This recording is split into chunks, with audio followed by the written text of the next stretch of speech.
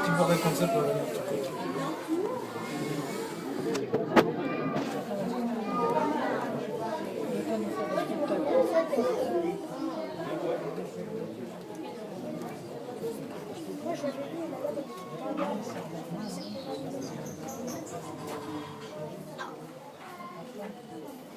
Il est reculé.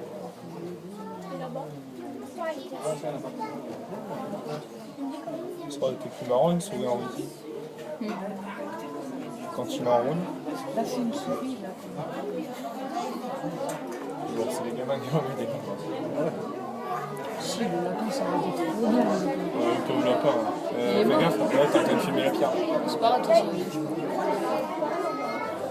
Ah, mais... Il est mort, là.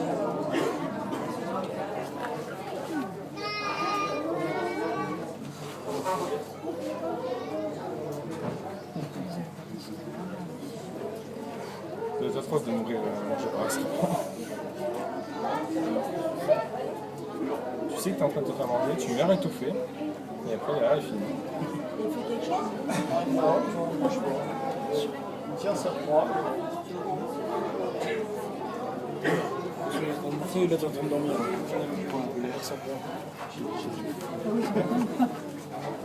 Ah, tu l'as fini là-bas?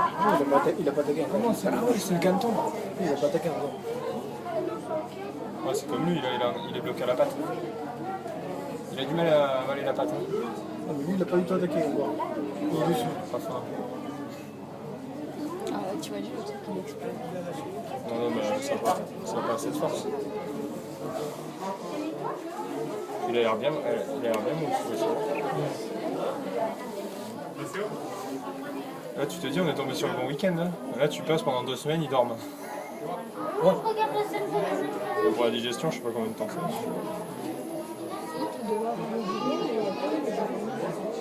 Non, c'est reptile, c'était. Il y avait marqué serpent.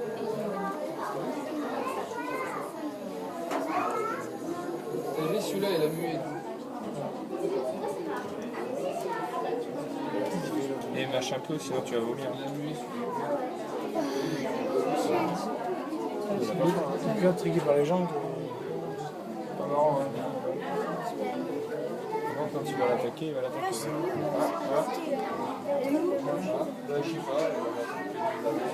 Alors voilà, donc vous avez peut-être remarqué que bien que ce soit des proies mortes, ils ont quand même le réflexe de constriction, donc c'est un peu un réflexe pour eux.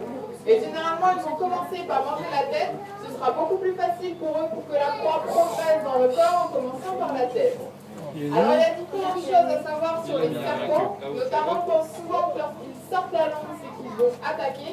Mais en fait, la langue est un peu l'odorat du serpent, parce qu'elle va capter toutes les particules environnantes qui vont être transmises à l'organe de Jacobson. Donc c'est un organe que le serpent au niveau du palais, et qui va pouvoir leur renseigner sur l'environnement qu'il entoure. Il faut également savoir que les serpents ont une très mauvaise vue, ils ne distinguent que des mouvements, et ils se repèrent que grâce à leurs écailles ventrales et aux vibrations du sol. Donc si dans la nature vous voyez un serpent et que vous avez peur, vous pouvez très bien vous taper du pied et le serpent va s'enfuir. Alors justement en France, toutes les espèces de serpents sont protégées. Donc on a 8 espèces de couleuvres pour 4 espèces de vipères.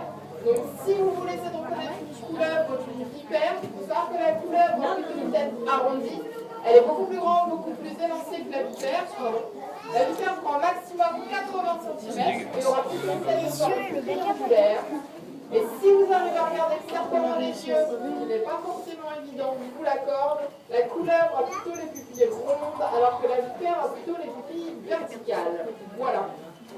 Alors maintenant, pour ceux qui le veulent, j'ai mes collègues qui vont arriver à l'extérieur avec 2 serpents que vous pourrez toucher. Alors mes collègues vont se mettre derrière les barrières, donc il suffit de vous mettre devant pour pouvoir aller